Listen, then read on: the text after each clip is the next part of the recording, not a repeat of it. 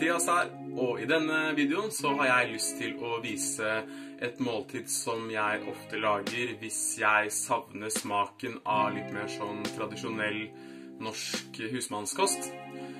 Den delen av videoen blir da et slags veldig forsinket svar til Mas, som skrev at han ville se noen egenkomponerte måltider på kanalen. Og siden vi er inne på mer sånn tradisjonell norsk mat, så hadde jeg også lyst til å prøve å lage vegansk fiskegrateng, eller fuskegrateng, for første gang.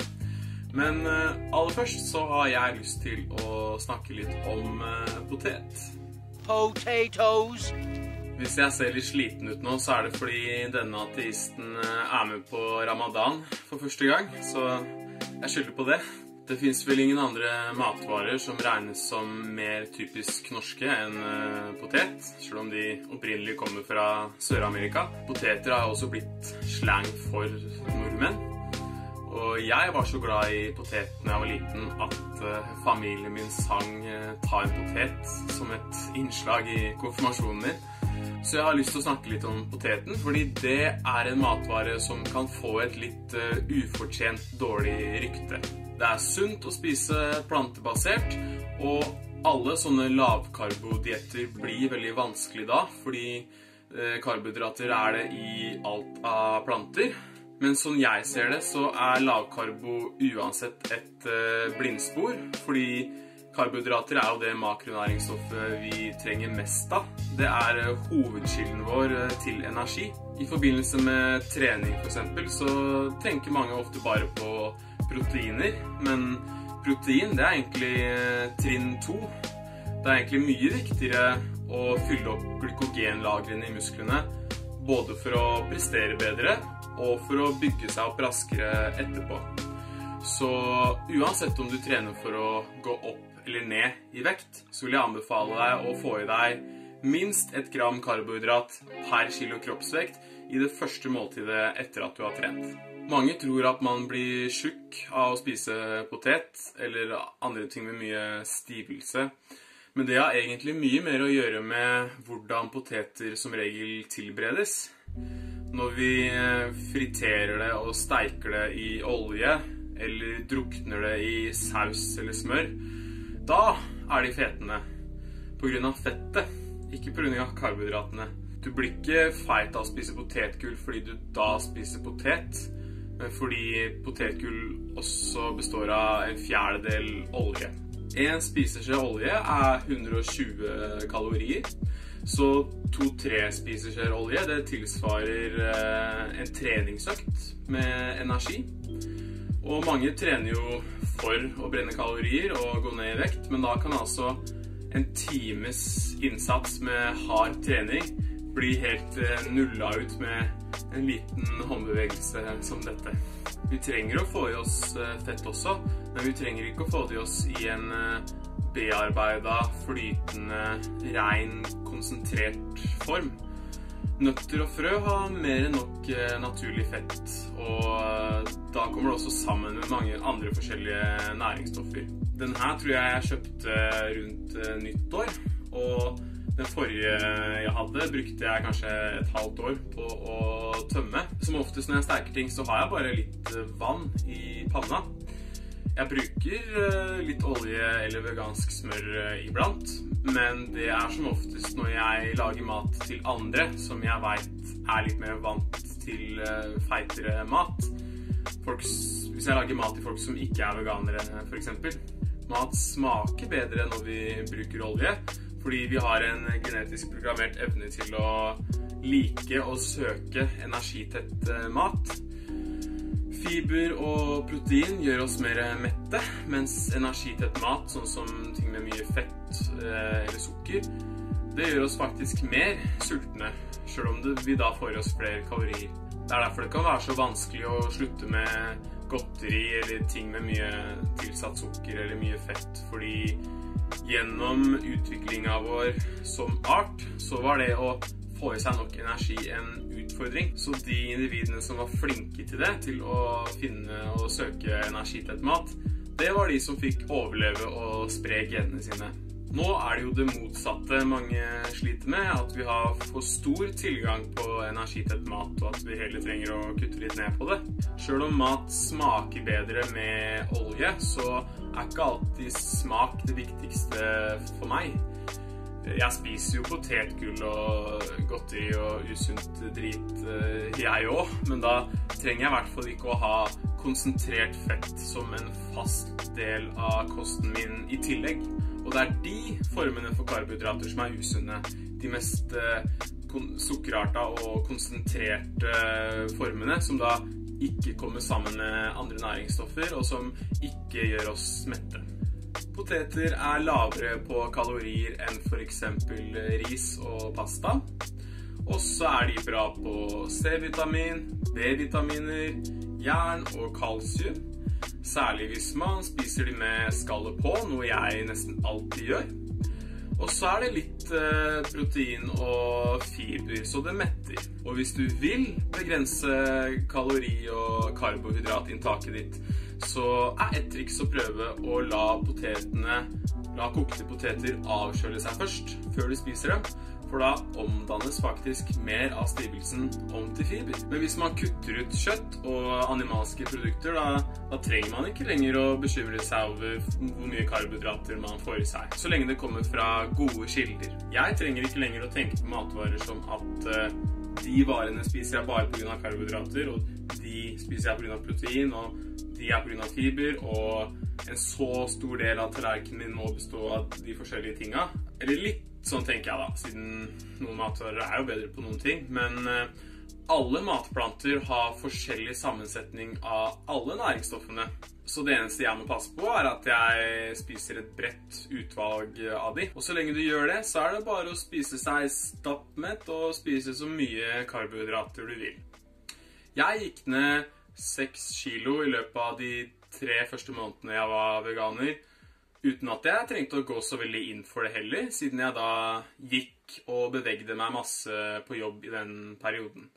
Og jeg hører veldig mange si det samme også, at når de ble veganere, så kunne de plutselig spise så mye de ville, uten å legge på seg. Så bare spis potet med god samvittighet. Da skal jeg altså prøve meg på fuskegrateng for første gang. Dette da ikke min oppskrift, så stor shout-out, big up til Jane Johansen. Det hun som driver den veganmisjonen.com, den matbloggen der. Så det også hennes oppskrift jeg skal bruke og teste nå. Jeg gidder ikke å gå gjennom alle trinnene hvordan man lager det. Jeg bare linker til oppskrifta I infofeltet I videoen her, hvis noen andre vil prøve. Men jeg kan jo si hva jeg skal bruke I hvert fall. Mjøl, vegansk smør, artisjokkhjerter. Det bruker jeg så å si aldri, så det blir gøy å teste. Litt næringsgjær, makaroni, havremjølk, vårløk, dill, grønnsaksbuljong, salt, brødsmuler, muskatnøtt og nori sjøgras. Nå står det jo på bloggen hennes at dette ga veldig fiskesmak, og at det smakte veldig sånn fiskegrateng allerede. Men jeg hadde også lyst til å teste å ha med wakame, sånn tang. Da bare kutter jeg det opp først da, så at ikke det får de trådene. Men det kommer sikkert også til å gi litt hjelp til med litt fiskesmak, sammen med sjøgraset her. Så da bare setter jeg I gang. Det blir spennende. Da gratengen klar til å settes inn.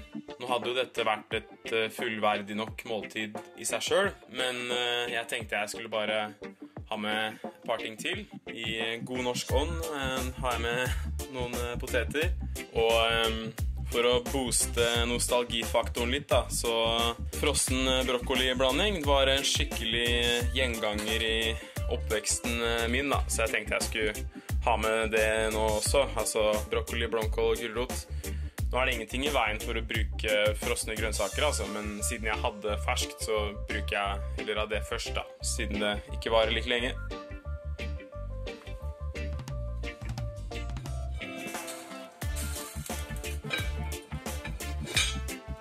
Ok, da var sannhetens time kommet.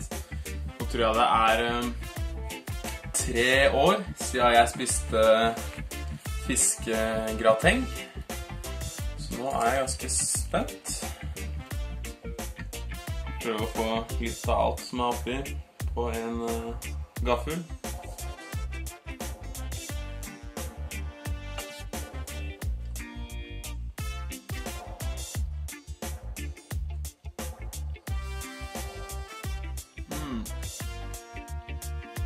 Det her må jeg lage igjen, ass. Det var skikkelig bedre enn det fiskegrateng, sånn jeg husker det i hvert fall.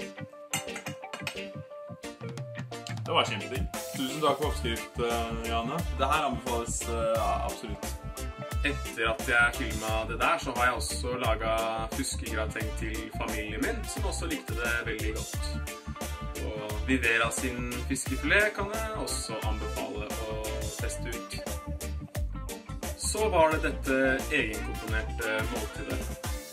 Alle ingrediensene i det er tradisjonelle ting som kan vokse i Norge. Og de bønnene her tror jeg må være min favorittbelgfrukt. De har mange navn. Bondebønner, hestebønner, åkerbønner, favabønner, broad beans på engelsk. Så kjært barn har mange navn. Og jeg vet ikke om det er derfor jeg synes de passer bra sammen med potet, men de har faktisk en ganske potetaktig smak. Bare at de er mye bedre på protein, så de har mye mer umami-smak i tillegg. Så for meg i hvert fall så smaker de litt som en slags blanding av potet og kjøtt. Noe som også gir umami-smak, og som passer veldig bra sammen med dette, er sopp. Alle typer sopp funker bra, men aromasopp er det som gir mest kraftigst smak da. Så det pleier jeg å steike i panna sammen med grønnkål og en løk eller rød løk. Og av og til også kål eller rødkål. Denne kombinasjonen var ikke noe jeg pleide å spise før, men allikevel så gir det meg en veldig sterk assosiasjon til mat jeg spiste før, og til litt mer sånn tradisjonell kjøtt- og potet-husmannskost. Tørka bønner bør bløtlegges i hvert fall 8 timer før du koker de. Så det gjør jeg ofte enten kvelden før eller på morgenen hvis jeg skal lage det på kvelden. Ofte holder det å koke de i en halvtimes tid, men disse bønnene er litt større og har et litt sånn hardt ytre lag, så disse koker jeg ofte litt lengre, 40 minutter kanskje. Spørs jo litt hvor mjuke eller faste du vil ha de. Så etter at jeg har latt de trekke i vann og skylt dem, så setter jeg bønnene til kok. Og når bønnene har kokt i ca. 15-20 minutter først, så slenger jeg opp de potetene i den samme gryta. Spørs jo litt på størrelsen på poteten når jeg har de oppi da. Så kutter jeg opp soppen og grønnsakene, og så steiker jeg det når potetene bare har et par minutter igjen.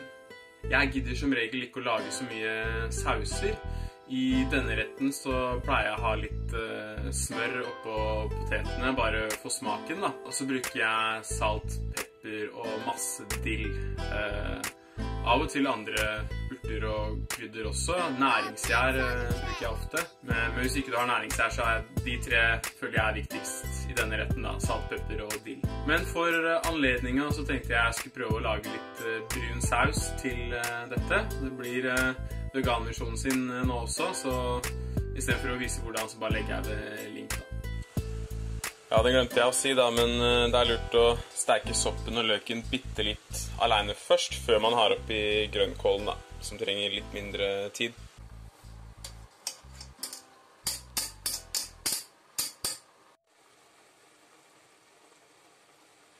Og så sto det i oppskriften at man skulle bruke litt sukkerkulør i sausen for å gjøre den mer brun, men jeg hadde ikke det da, så den ble ikke så brun akkurat. Men ja. Jeg har ikke noe navn på den retten her da, så kanskje du har et bra forslag. Catchy navn, legg igjen en kommentar. Dette er det første jeg spiser i dag, og klokka er over 8:30 på kvelden, så jeg er jævlig sulten. Så nå gleder jeg meg veldig.